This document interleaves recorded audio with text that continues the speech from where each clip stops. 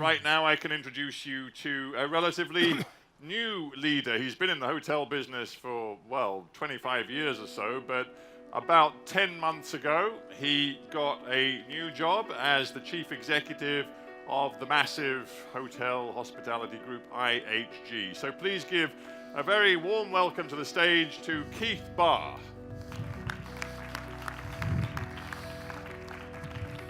Hello, Keith. How are you? Do take a seat. You choose which one. And believe me, they're not that uncomfortable. They're fine. They look fine. Yeah. Now, I think it's fair to say, is it not, that this is your first sort of keynote public performance as CEO of IHG in this region. So I suppose the first question is, how important is this region to you? It's a phenomenally important region. It's dynamic, it's exciting, it's growing, and it's one of the priority markets that we have in IHG. We've been here for decades, and we have relationships that go back multi-generational here in the Middle East. So it's a vibrant, growing part of the world, and we're very focused on expanding our business here. So excited to be here, and it is my first time to talk to this audience. And give us a sense of scale. Where are you at today, and where do you hope to be, let's say, in 10 years' time in this particular region? Sure, we've got 30,000 hotel rooms currently open, just about short of 90 hotels here in the region. That's principally around KSA and the Emirates, so that's 75% of the business overall. But we're seeing record growth. I think we're going to expand by about 25% in the next 5 years or so when you look at the pipeline that's growing here. So definitely accelerating growth across a variety of brands. So excited to be here in Ras Al Khaimah because we're opening an Intercontinental here in 2020, so I'll be back for that, I hope. How many rooms is that one? I think that's going to be 300. I'm not sure. I'll have to check with Pascal on that. Yeah. And we've opened up a resort, the Intercontinental Fujairah, which is going to be it is a stunning beachside resort. And I'm up back later on today to open a Holiday Inn in Festival City in Dubai. Right. You just said Emirates and Saudi Arabia, where your focus is today, but would that also be true going forward? I mean, how excited are you by, for example, Saudi Arabia? Yeah, I mean, effectively, KSA. Oh, can we fix Keith's mic? We're just having a few problems. Am I back now? No, you're not. Can we just work on Keith's mic, make sure we can fix it? Try again, Keith, and let's How's that? Oh, we're yeah, back now. there you go. So Saudi Arabia, again, we've been operating in that market for probably 50 years. And have deep relationships there and are continuing to expand. And what's really interesting, I think, about Saudi is the transformation that I'm sure we've been talking about today and been talking about for the past year. And that changing overall dynamic in terms of how society is changing and how that's impacting business more broadly. The region's been very focused on luxury hotels, upper upscale hotels for decades. And you're really seeing now that movement into mainstream hotels like Holiday Inn and kind of limited service hotels like Holiday Inn Express becoming very high demand from both government and the development community. Well, this is an important part of what I wanted to discuss with you, where you see the best potential for future growth and future returns. You know, I don't know if you were able to listen to our fascinating exchange with Mohammed Alabar earlier, but you know, he's very focused on the mid-market. He says, think about any given plane coming into the region, you know, 75–80% of the passengers are going to be in the economy end of the plane, not in the front of the plane, and we need to tap into that market. You are making a big song and dance right now about launching a new luxury brand, or at least you bought a luxury brand, Regent. Correct. The message from Mr. Alabar is, you know what, 5-star, it's all great and we love the prestige, but actually it's not where the action is. So maybe your Regent purchase is missing the point? Well, I think it's about having a balanced brand portfolio and making sure you've got the right brand for the right development with the right partner. And interesting enough, we've had many of our partners in this part of the world wanting us to have another luxury brand sitting above Intercontinental because we've had great relationships with them. But the honest truth is, we can't do another Intercontinental in that market. They want to do another luxury product with us, so having a brand like Regent works well. Regent is supposed to be more luxury than Intercontinental. Correct. You're sort of undermining your own top brand in a way. Well, moving up. I mean, we've been very, very conscious that Intercontinental is the largest luxury brand in the world with almost 200 hotels and one of the oldest luxury brands around, particularly in the Middle East. It is it's so iconic that you've lost the microphone. I've lost the with it. microphone again. Let's just work on Keith's mic, Yeah. because it's frustrating if we can't get it sorted. Intercontinental Yeah. is truly an iconic brand in the Middle East. I mean, it defined luxury here, but there's room above that in terms of the experience and pricing and so forth that we can deliver.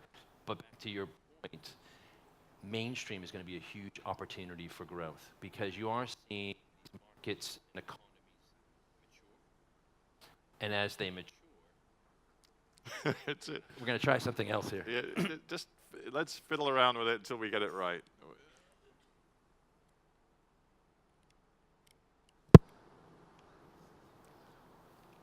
Let's see if that works. Much It's better. Sounding good, yeah. So I think as you see the markets mature, you see economies mature, and how consumption changes, mainstream is what actually becomes a huge part of these industries going forward. We've seen it around the world over the past decade, and I think that the Middle East will follow suit. And again, the notion that it actually, you can't just keep repeating what you've done in the past. Obviously, Holiday Inn is an extraordinarily well-known brand around the world, but younger visitors, they want something a bit funkier, a bit hipper, a bit more millennial, all of these cliches. How do you tap into that market? Sure. You know, it's an interesting. I think you have to take your current brands and say, how do you keep them relevant to contemporary travelers? But you're absolutely right. There's a set of travelers out there that want something more unique, something more boutique. And that's why we actually acquired a company called Kimpton Hotels and Restaurants, which was the largest boutique hotel company in the United States. And are moving that international. We've opened up in Amsterdam and Paris, and we've signed in Taiwan, in Bali, and in China. We also have Hotel Indigo, which is another one of our boutique brands, which we're actually bringing to Dubai, I think opening in 2019. I think we'll have one hotel in 2019, maybe one hotel in 2020.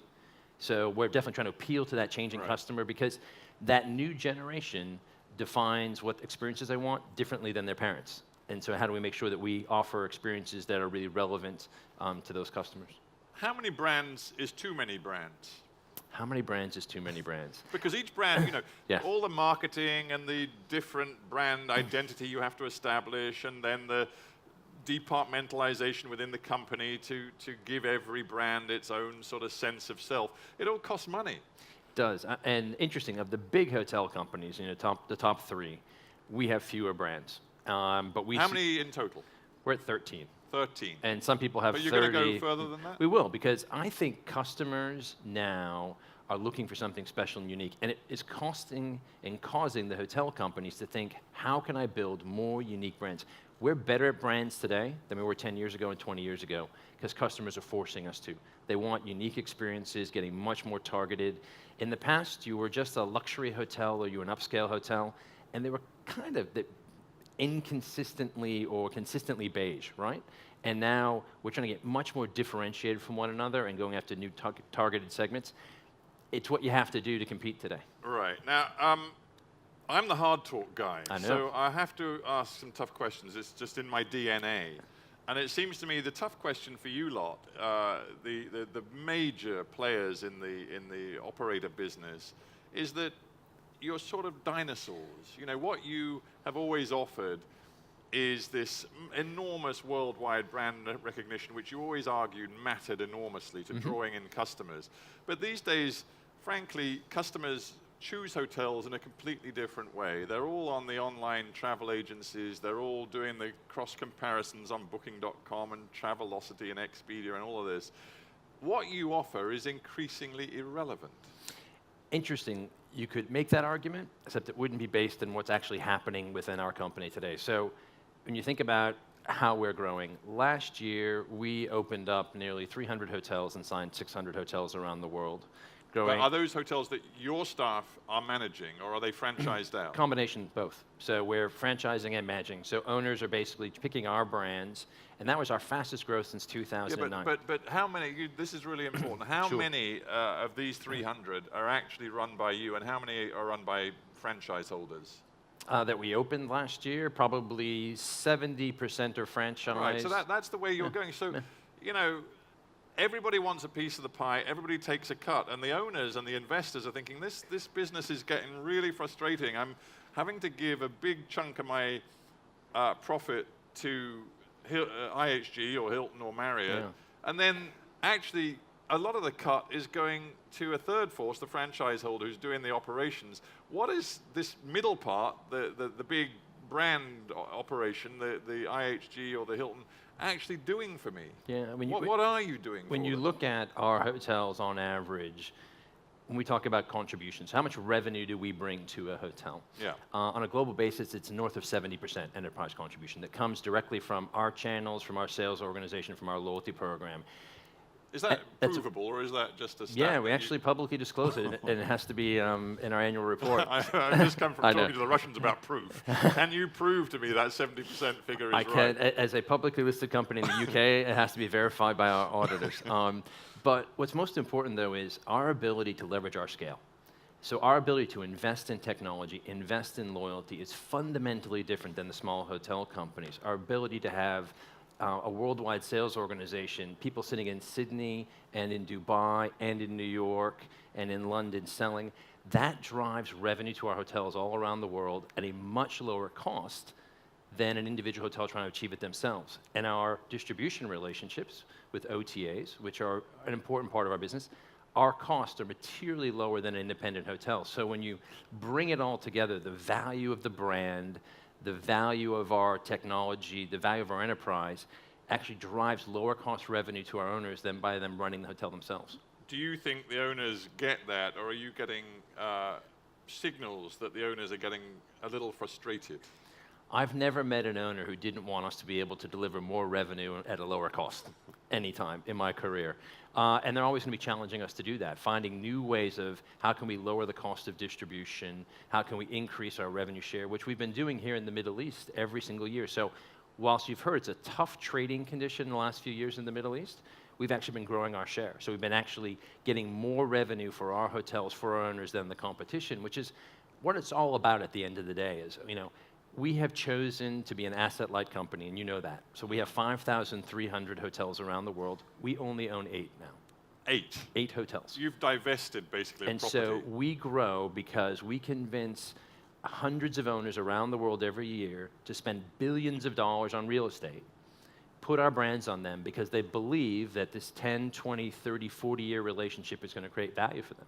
Do you believe the best way of doing this is to be there at the very beginning, i.e., working with the owner/developer on the siting, the design, the whole concept from the very get-go? Or do you like to sort of inherit half-built hotels or hotels that already exist but then put your branding all over them? What works best for you? Being at the front end works best because that way we can often talk about how we can design a very efficient building. How can we take our sustainability standards and make sure those are incorporated early on in the design process, understand what our brand standards are, and really talk about how do you design an efficient hotel. I mean, I've worked all around the world in the last 25 years, and I've seen a lot of hotels that were really inefficiently built and designed, and that works when you've got a very low labor cost market.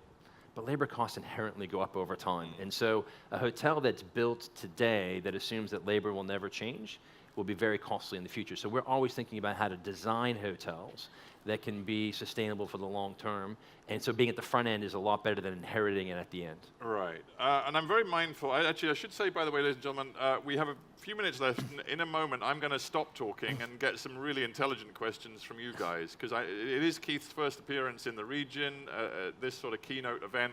So if you've got a question for him, stick your hand up in just a second. But one more question from me, and then we'll open it up. And that is this. I'm very mindful. You're a global CEO. You have to think about the whole world. And we've already reflected in our discussions this morning on the degree to which the Mideast region can be seen against the other growth areas in the world, Asia Pacific, Europe's economy is coming back. Obviously, your own experience in North America tells you what an important market that still is. You know, where does the Mideast figure when you consider its potential for growth, for good margins, for ambitious new developments against other parts of the world?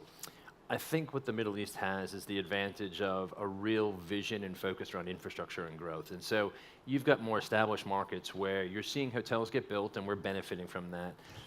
What you're really seeing now is investment in roads, metros, airports, infrastructure, hotels, tourism, also in museums and entertainment.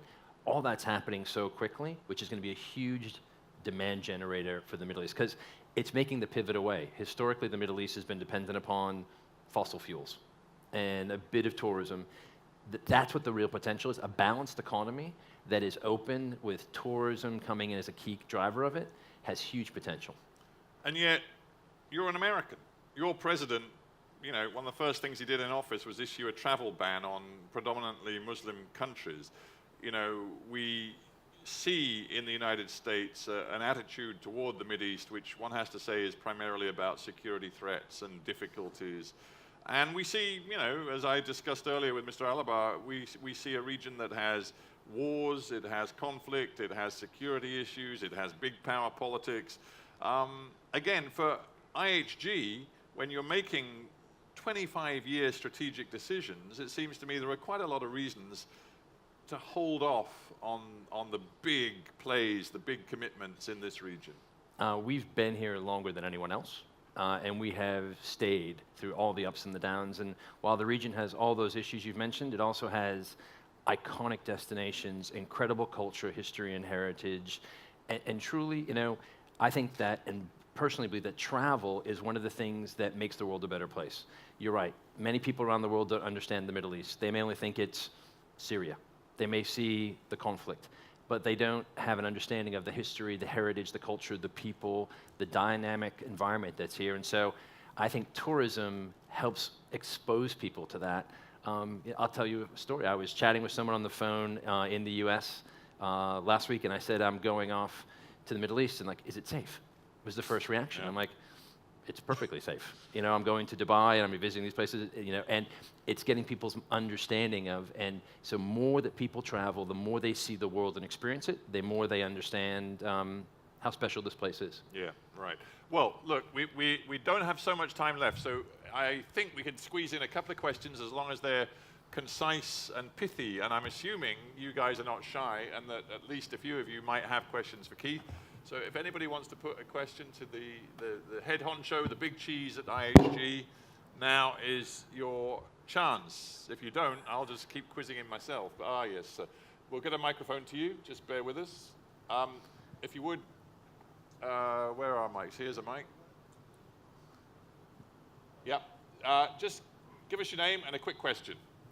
Oh, hey there. It's Robin from SDR. Keith, what's the biggest thing that surprises you around the region?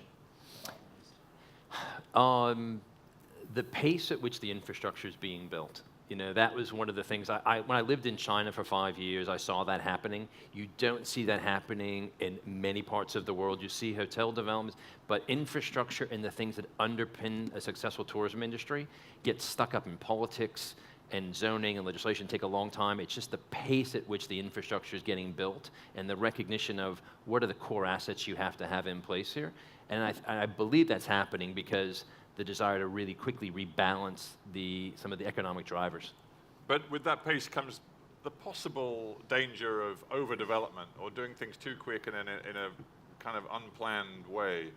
We've seen it in other parts of the world. You know, and when I reflect on these beautiful beaches here and the plans for Ras Al Khaimah, do you fear that overdevelopment could become a problem? I think, well, there's two issues there. I think there's the overdevelopment, so are we building supply in advance of demand? That's natural in the emerging markets, and they catch up. We saw that throughout the world. The sustainable development piece is critical, though, making sure that the infrastructure is built in a way that protects the natural resources in the environment, because, I mean, this destination is here because it's an extraordinary place, and so the development here has to make sure it reflects that and protects that going forward, and we do that in our resorts around the world in these destinations, and so when that doesn't happen properly, when there's too much tourism and it's not managed, it can be very damaging, and so that's something you have to always be careful of. Yeah. I kind of need eyes in the back of my head to just see. I don't want to miss a question, so we've got time for one more. If there is another question in the room, and you, sir, you get the lottery ticket, the winning ticket, as long as we can get a microphone to you, it's such a, there we go. Microphone coming. Hi, Keith. I'm excellent to multi-matter myself, so Close to your mouth, sir, so we can all hear you. I'm Chief Development Officer of Choice Hotels. Oh, excellent. We're in the mid-market segment hotels. I'm from the days of Ramon Khalifa as president. Nice. Who is I see hope with Intercontinental. I think you're one of the first presidents of Intercontinental that's under 45, if I'm mistaken. I'm 47, I'll be 48. A very youthful 47, yeah. I was working with, but none of them were. I feel like we're saying bye-bye as you keep I talking. know. But make it speedy so that you don't lose I him. just wanted to know what is your development plans for Africa, and would you consider Manchester? Yeah, Africa is a dynamic market, and it's a challenging one to enter into because there's so many destinations you'd like to be, but is there the management capability, or do you want to franchise? And so I think it's about strategic partnerships in Africa more than anything else. And we actually have a number of long-standing relationships there, so we would like to expand more in Africa, but make sure that we do it with partners who already have the infrastructure in place so they can deliver the brands and the experience consistently. All right, we're pretty much out of time. Keith, this is your first sort of, as I was saying, sort of keynote performance in Mideast. Are you going to spend a lot of time in this region?